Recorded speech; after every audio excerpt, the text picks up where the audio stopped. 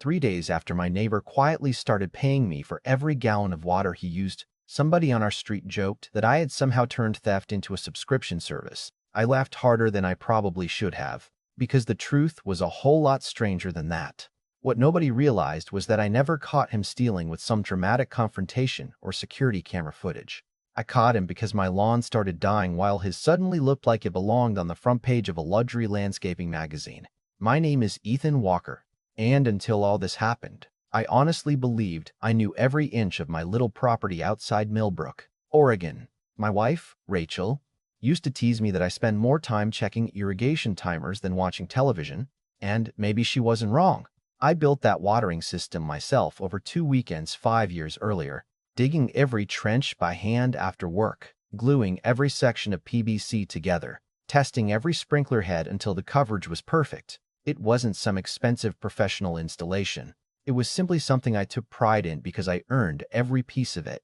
Then one July morning, standing in my backyard with a mug of coffee slowly cooling in my hand, I noticed something that refused to make sense. My grass had started developing dry brown patches near the fence line even though my irrigation schedule hadn't changed. At first, I blamed the heat.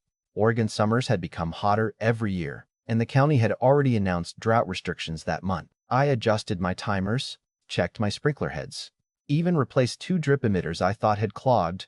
Nothing changed. A week later, my water bill arrived, $40 higher than usual. I frowned, figured maybe the city had increased rates again, tossed the bill into a drawer, and moved on. The following month, it climbed again. Then again, 3 straight months of steadily rising bills while my yard looked worse every week. Meanwhile, every single time I glanced over the cedar fence, my neighbor Derek Collins had grass so green it almost looked fake. You know that unnatural golf course green that doesn't even seem real? That was his yard. Thick. Perfect. Even during mandatory water restrictions when everyone else's lawns were slowly fading. Derek wasn't exactly the friendliest guy on the block. He wasn't openly hostile either. He simply had this habit of acting like every rule somehow applied to everyone except him. If parking restrictions existed, he'd ignore them. If trash pickup happened Tuesday mornings, his bins stayed out until Friday. Every conversation somehow ended with him explaining why his situation was different. We'd exchanged maybe 20 words in 3 years, and every one of them felt like he was doing me a favor just by speaking. Still, I didn't immediately assume he had anything to do with my problem. I thought maybe I had an underground leak. Maybe tree roots cracked a pipe. Maybe one of my valves had failed. So one Tuesday morning before work, I grabbed a shovel, a flashlight, and started walking my main irrigation line from the backflow preventer near the garage all the way toward the rear property corner. I wasn't even halfway there before I froze. Hidden beneath fresh mulch, right near the back fence, sat a brass T connector that absolutely had not been there when I installed the system. Someone had cut into my supply line, threaded in a brand new fitting, and attached a half-inch poly pipe that disappeared beneath the fence into Derek's backyard. I remember staring at it for several seconds without moving. It almost didn't register because it was so unbelievably bold. Whoever did it wasn't improvising. The fittings matched perfectly. The pipe was buried neatly. The work looked clean enough that someone passing by would never notice anything unusual. My first instinct was anger. The second was something my dad taught me years ago when he worked insurance investigations. Never touch anything until you've documented everything. So instead of ripping the line out, I pulled out my phone. I photographed the connector from every possible angle. I took wide shots, close-ups, pictures showing the fence, the property markers, even the morning sunlight so the timestamps couldn't be questioned later. Then I walked back inside without saying a word to anyone. Rachel watched me sitting at the kitchen table scrolling through county property maps on my laptop and asked quietly, "Please tell me you're not planning to march over there." I shook my head. "No." She raised one eyebrow because she knows me well enough to hear when I'm lying and when I'm thinking. "You're planning something." I smiled. "Not yet." That afternoon, I drove to the county records office and confirmed exactly what I already suspected. The irrigation line sat entirely inside my property boundary. There wasn't a shared easement. There wasn't a utility agreement. There wasn't any legal gray area at all. That pipe, the water inside it, and every inch of liability belonged to me, which meant Derek hadn't accidentally connected to some shared supply. He had deliberately tapped into private property. Driving home that evening, I realized something interesting. If I confronted him immediately, he'd deny everything. If I cut the pipe, He'd probably pretend he had no idea how it got there. I'd have my water back, sure, but I'd never actually know how long he'd been doing it or how much he'd taken. That's when an entirely different idea started forming in my head, one that didn't involve yelling, lawyers, or police reports. Instead, it involved patience and making something invisible impossible to ignore. The next morning, I skipped my usual route to work and stopped at a plumbing supply warehouse about 20 minutes outside town, the kind of place where contractors drink burnt coffee at 6 in the morning and somehow know every valve ever manufactured. The guy behind the counter listened while I described a hypothetical irrigation situation, and I could tell from the little grin creeping across his face that he knew exactly what I wasn't saying. Instead of asking questions, he walked me through the aisle and handed me a residential inline flow meter, a lockable brass shutoff valve, a weatherproof data logger, and a mounting bracket. "If you're measuring," he said, "measure everything." That sentence stayed with me all day. When I got home that afternoon, I waited until Derek left in his pickup around 5:30. Then I shut off my irrigation system and spent the next 90 minutes installing every piece of equipment as neatly as if I were preparing an inspection. I didn't disconnect his illegal line. I didn't even disturb it. That was important. If someone wanted to argue later that the connection had never existed or that it had somehow stopped working, I wanted uninterrupted records showing exactly what flowed through that pipe every single day. Rachel came outside carrying 2 bottles of water and watched me tighten the last fitting. "You're leaving it connected?" she asked. "For now. Why?" I looked at the tiny digital screen on the logger as it powered on. "Because evidence gets stronger every hour." She smiled the way only someone who has been married to you for 15 years can smile, somewhere between admiration and concern. "You know this is becoming a hobby?" "No," I laughed. "Gardening is a hobby. This is science." Over the next 10 days, I became strangely obsessed with checking the readings every evening.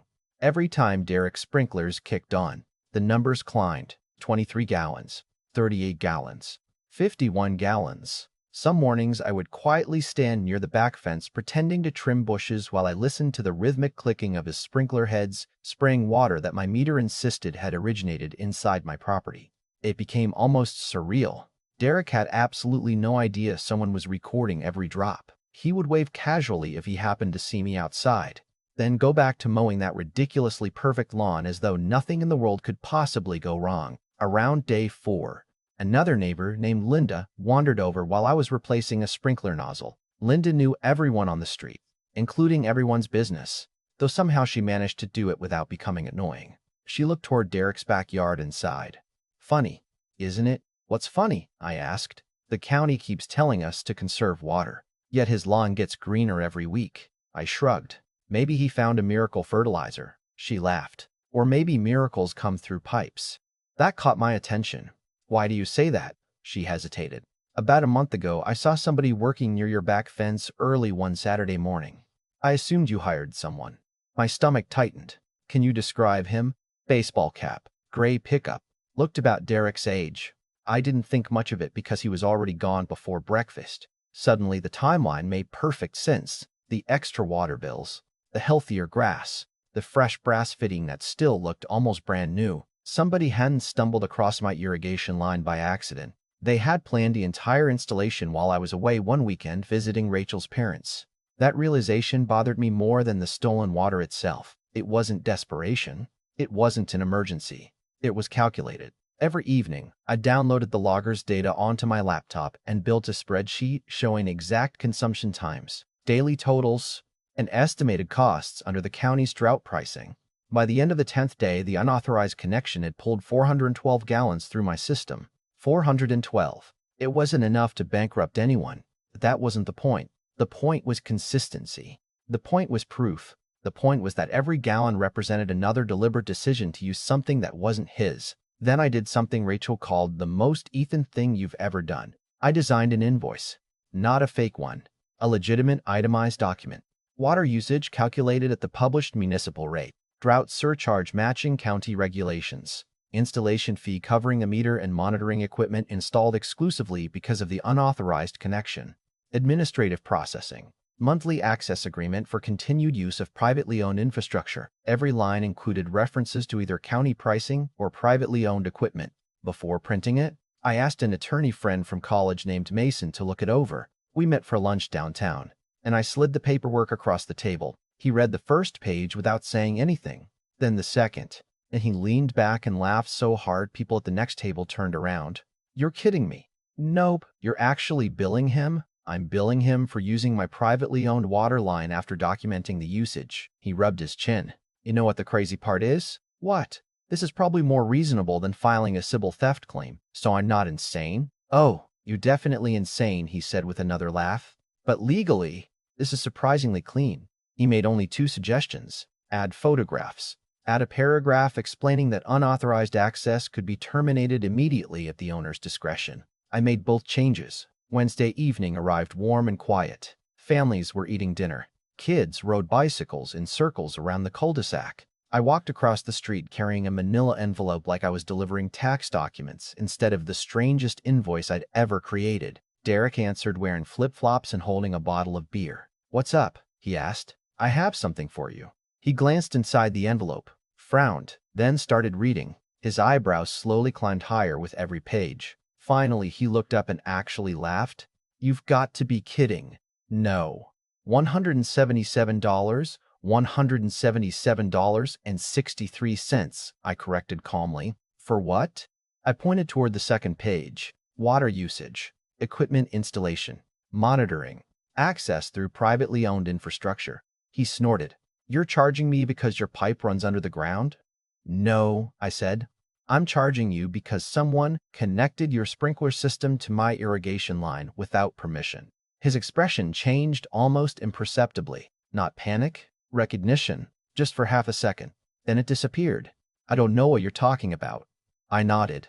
I figured you'd say that. I reached into the envelope and pulled out the color photographs, the brass connector, the underground pipe crossing beneath the fence, the property survey, time-stamped images, daily flow reports, consumption graphs, every page carefully labeled.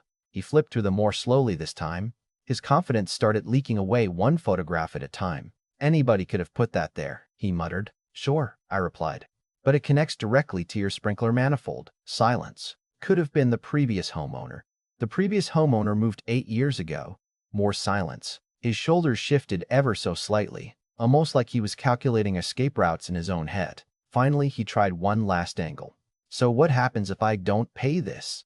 I smiled, not because I wanted to embarrass him, but because I'd been waiting for that exact question. Then tomorrow morning, I removed the unauthorized connection from my property, locked the shutoff valve, preserve all the records, and if necessary, let the county decide whether they'd like to discuss water theft during an active drought restriction. I let that sentence hang between us without raising my voice.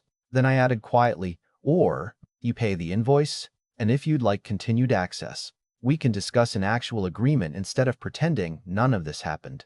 He looked past me toward my backyard, probably realizing for the first time that every advantage he'd quietly enjoyed over the past several months had disappeared the moment I discovered that little brass fitting. Neither of us spoke for what felt like a full minute. Behind him, I could see his impossibly green lawn glowing in the evening sun, and somehow it no longer looked impressive. It just looked expensive. I walked back across the street without another word because there wasn't anything left to say. I'd spent almost 2 weeks collecting facts instead of arguments, and somewhere along the way, I realized something my father used to repeat whenever people let their emotions make decisions for them. He'd always say, people can argue with opinions all day long, but numbers don't get offended. That night, Rachel asked whether I thought Derek would actually pay. I shrugged and said, if he doesn't, tomorrow gets much more expensive for him than it does for me. Honestly, I expected another confrontation. Maybe a lawyer's letter. Maybe an angry knock on my front door. Instead, less than 48 hours later, my phone buzzed with a notification from my bank. An electronic payment had arrived for the exact amount on the invoice. Not rounded, not negotiated. Every penny. I actually laughed out loud. Rachel looked over from the couch and immediately knew from my face. He paid? She asked. I simply turned the phone toward her. She stared at the screen for a second before shaking her head. I cannot believe that actually worked. Neither can I admitted. About an hour later, there was another knock at the door. This time, it was Derek. He wasn't smiling, but he also wasn't angry anymore. Mostly, he looked tired. The kind of tired that comes from realizing a shortcut has finally caught up with you. He stood on the porch holding a folded sheet of paper. Can we talk? He asked. We walked out to the driveway, And after an awkward silence, he finally sighed. Look, I shouldn't have done it. It wasn't a dramatic apology. There were no excuses about family emergencies or financial hardship. Eventually, he admitted that after the drought restrictions started, he'd become obsessed with keeping his yard looking perfect because he'd spent thousands of dollars landscaping it the previous year. One weekend while I was out of town, a friend who did irrigation work helped him tap into my line. In his mind, it was temporary, just enough to get through the hottest part of summer. Then, one week became another, and another after that, until pretending nothing was wrong became easier than admitting what he'd done. I figured you would never notice, he said quietly. I looked at him for a long moment before answering. I probably wouldn't have, if you hadn't tried so hard to have the nicest lawn on the street. He actually laughed, just once, despite himself. Yeah, ironic, isn't it? Then he unfolded the paper he had brought with him. If you're serious about the access agreement. I nodded. I am. I'd rather pay you than dig up my entire backyard and start over. That wasn't the ending I had imagined when I first found the illegal connection. I thought the story would end with me cutting the pipe, maybe calling the county, maybe dragging both of us through months of pointless arguments. Instead, we sat on 2 folding chairs in my driveway for nearly an hour discussing water schedules, maintenance responsibilities, pricing, and liability like 2 people negotiating a business contract instead of settling a neighborhood dispute. A week later, we signed a simple 12-month agreement. He paid for every gallon recorded through the meter, agreed that I could inspect the connection whenever I wanted, accepted responsibility for any repairs on his side of the fence, and acknowledged in writing that the entire system remained my property. I kept the meter exactly where it was. Every gallon still passed through it. Every month I emailed him a statement. Every month he paid it without complaint. The funniest part is what happened afterward. The rumors around the neighborhood spread faster than either of us expected. People knew something had happened because Derek suddenly stopped bragging about his lawn, and someone had apparently seen us sitting together reviewing paperwork in my driveway. Linda eventually asked me, "So, is it true you charge your neighbor for water now?"